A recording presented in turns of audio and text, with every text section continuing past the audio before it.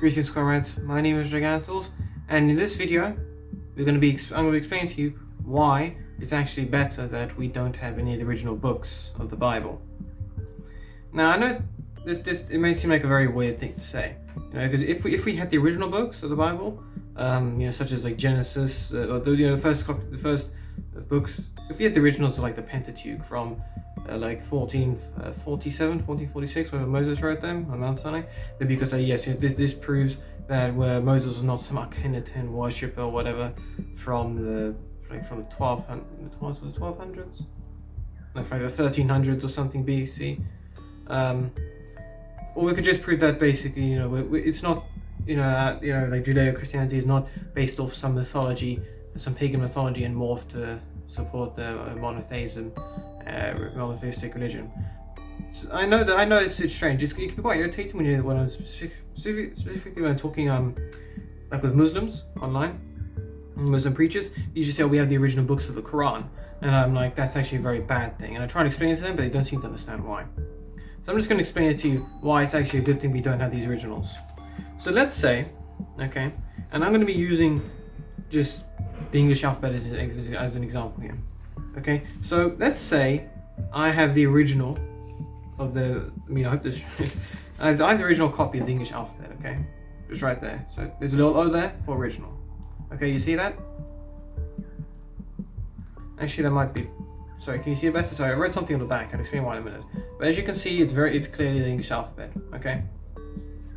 Now let's say from this alphabet maybe a few thousand years old, I don't know, whatever. Okay, now let's say that from this, 5 copies are made. Okay, so here we have copy 1. As you can see, there's a few errors in there's a few errors there in terms of letters, and also there's a strange letter that doesn't exist in the English alphabet there, and there's also a couple of spaces. Okay, so translate error. Okay. Here's the second one. Yeah, okay, so some of the letters are not in the right order. Here's the third one. So just making sure I know which one what I'm going to say. Yeah, a lot of letters are missing, okay? Here's the fourth one. A couple of extra strange letters as well. A couple missing as well. And here's a fifth one, which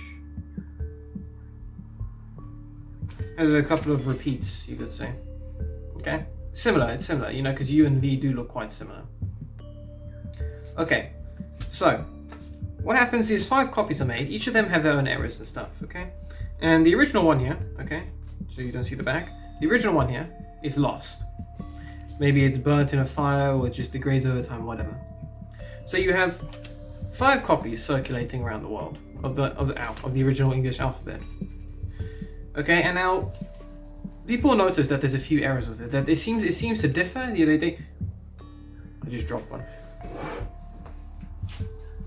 Okay, so people notice that there seems to be a few letters missing. There seems to be a few repeats. Maybe they've looked at a couple of these and say, why is it different from that? Okay, so what they do is that they convene a council or something, and they compile all 5 of the different original copies of the original alphabet, and they all work together. All the linguistic people, whatever, they all get together and they say, okay, let's cross compare and see which one's which. So they all confirm that A is in the correct position. Then they confirm that B is in the correct position, and then they add in B where it's missing, or they put aside whatever letter is meant to be B's place and stuff, and so on for the rest of the alphabet. And then any strange letters, they remove that. Any letters in wrong order, they switch them around to the correct order. And so by looking at least two placements of the letters, for instance, A in all of these is in the correct place in all 5 of them. B is in the correct place in 4 of them, and E is in the correct place in 3 of them. And so by at least having 2 witnesses, or rather 2 letters in the correct place, they can confirm that, okay, this is what was in the original text. And slowly they can reconstruct the English alphabet. Now, this is important because if let's say that I had the original one here, okay? I had the original alphabet.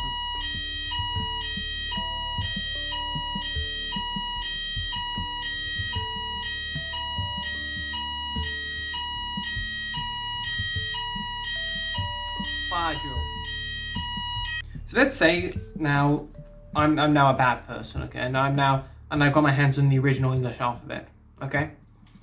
Let's say I don't like this. I don't like this or the alphabet. I want to have power over the English language for whatever purposes, and as I have. So what I do is I take the original copy of the English alphabet, okay, and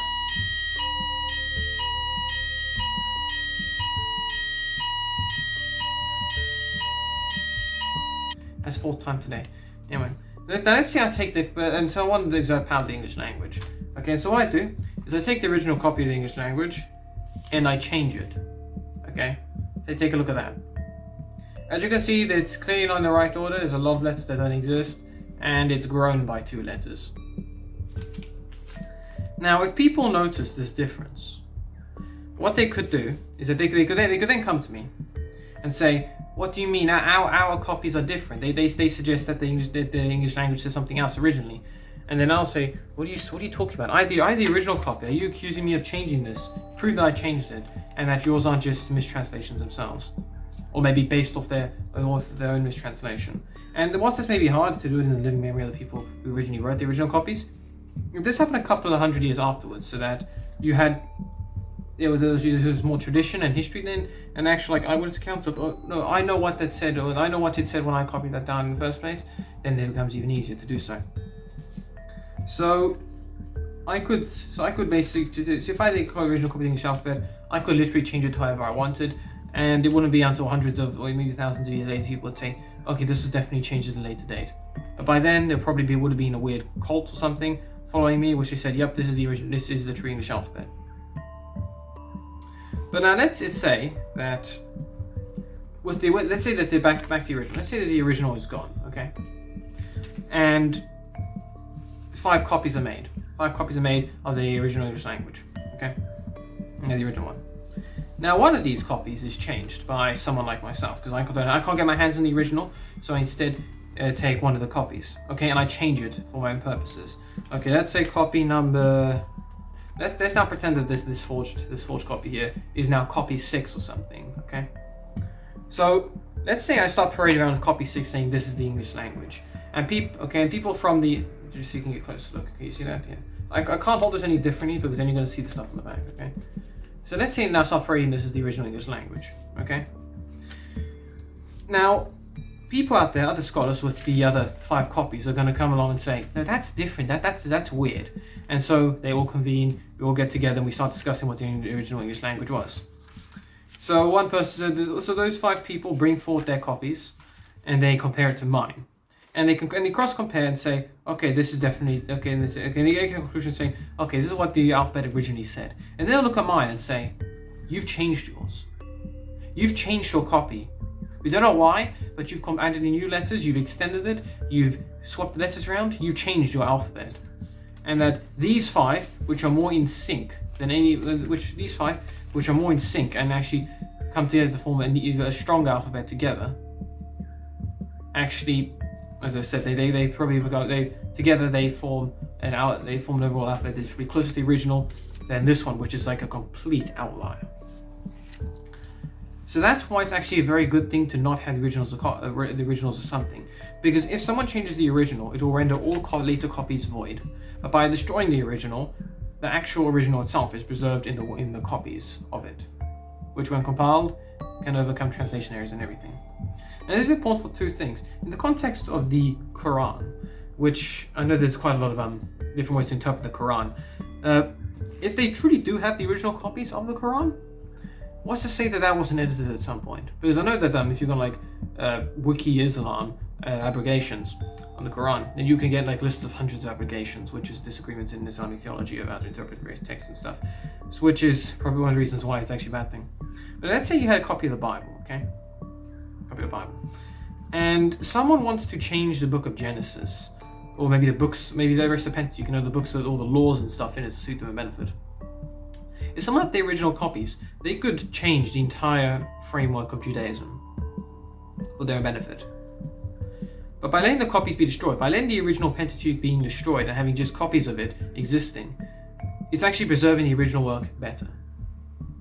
And of course, I know people may, and then if you they indicate just how old the language, how old the books and stuff are. I know that I've actually got a book of biblical archaeology up there somewhere. It basically says that there's ancient Sumerian names in stuff like Genesis, which wouldn't be known in the days of the Babylonian exile, which proves that this thing those names would only have this book exists from knowledge that came thousands of years before Babylonian exile and everything, blah blah blah. Point is, that's actually the reason why having copies of something is actually better than having the original in a sense.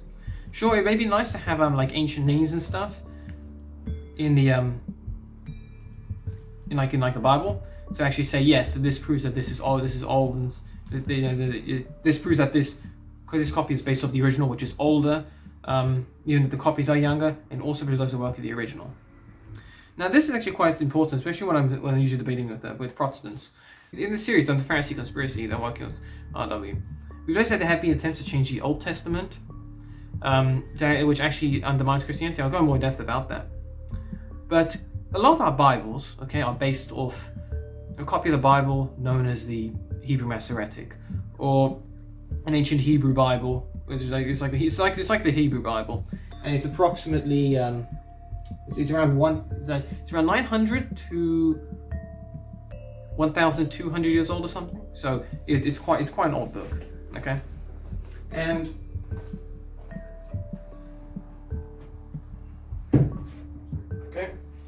so I'm just getting my Ignatius Bible, and I think actually says here in the notes. It says which copies of the Bible are used for these things. So it says that the Ignatius Bible is based upon various compilations of other things. So like the Septuagint, the Latin version, Samaritan Hebrew text, the Syriac version, the Targum, and then the Vulgate, or the Latin copy of the Old Testament. This is important because when it comes to scriptural research, especially concerning the Old Testament, most people usually stick to very few copies. Like the Protestants hate the Greek Septuagint, which is what the Catholic Bible was originally based on, because it has all 73 books in the Bible. The Hebrew Bible has 66 books, and that's based on the Hebrew Masoretic. And I'm going to I'll talk about why that's actually wrong later on. But this is also, in a sense, being partly edited by the Hebrew Masoretic, which is why some parts of this Bible do resemble the Protestant Bible, which is a bit of a shame. When it came to, especially last year when I was doing a lot of research on the different copies of the ancient copies of the Bible, I found that there were 6 copies that we actually could rely on, in a sense. Well, not just Bibles, but biblical texts. There's the Septuagint, the Greek Septuagint. There's the Hebrew Masoretic. There's the Samaritan Pentateuch, which is a copy of the Pentateuch that the Samaritans had, given to them in 600s, in early 600 BCs. The 600s BC. It's very old. There's the Qumran scrolls, or Dead Sea Scrolls, 200, 300 BC. Then there's the Antiquities of the Jews by Joseph Flavius, who wrote it in the 1st century AD, which he is basically it's almost like a very, very extended Bible, basically. He says that he had access to a lot of ancient scripts and stuff in the temple when he wrote this. And then there's Biblical Antiquities, which was written by Pseudo-Philo, which it's similar, but it starts from the Pentateuch. It starts from Genesis and then ends with David becoming king or something. So various origins and places and times and stuff. But it's important because if you compile all the information from these 6 manuscripts together, you actually get a very, very good copy of what the original text probably was like. I mean, the Septuagint itself it's not more reliable than the Masoretic. The Septuagint is like 280 BC, so it's almost as old as the Dead Sea Scrolls. But when you combine all 6 of those together, you actually start to notice a general trend when it comes to things you see in the Bible. Like, something I will focus on is particularly quite important is the lifespans.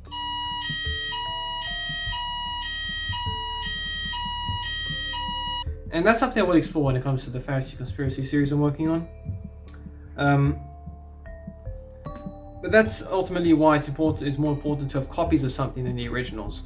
Because if you have the original, okay, that can be changed to say something else entirely, okay, and that can change everything. But if you have multiple copies, even with errors, you can compile them and get together and basically get to a conclusion of what the original text should have said. Again, it's important to have, I guess, some things that would have only applied in that time period in which the original was written, such as and there can be quite a lot, especially with Exodus. We know that I know that in the Bible it says that the Hebrews settled a city of Ramesses, which didn't exist until Ramesses came along, which is why people say that, okay, the Exodus happened like 1200 BC or something. But no, that's actually it's anachronism. I think it's anachronism. They actually lived in the city of Avaris. The city of Ramesses had a younger settlement, but they actually were in Egypt in between the 1600s, the mid 1600s BCs to the mid 1400s BCs. But whoever wrote the later copies of Pentateuch that we have, if he had kept the city of Avaris in there instead of Ramesses, it would have been more beneficial for us because we know that the city of Avaris used to be there. But it probably wouldn't have helped the people at that time because they didn't know that the city of Avaris was there. So by having ancient names, and the locations does actually help us determine that yes, this thing is actually ancient because they didn't know about this at that point in time. We only discovered the information ourselves recently. But in the end, copies is better than the original. It prevents it from being changed. I mean, it's a bit of a pinch of salt today because although you can have better methods of finding forgeries, there's also better methods for hiding them. Ultimately, though, God wouldn't let his word be destroyed or perverted, so he actually kept it in, well, for me, from what I found, 6 copies. Well, he kept the Old Testament preserved in 6 copies of the Bible, in 6 ancient texts, and the New Testament in thousands of texts. But obviously he thought that through very clearly. Anyways, that's it really for this video. So if you like this video, please give it a like, please share my videos, please comment what you think of them, any other videos you want to. Please subscribe to my channel so you can see more content, release anything else, keep up with my video releases. Next episode, I hope the fire alarms don't keep going off. It's just practice, they always do it on Tuesdays. Next episode, not sure what I'm going to do, but remember, the reason why we don't have biblical copies is to preserve the original. The reason why we don't have the original biblical books is because it preserves them. If we only have the copies to compile together and get information from. But anyway, that's for this video. So see you next video, comrades. Until then.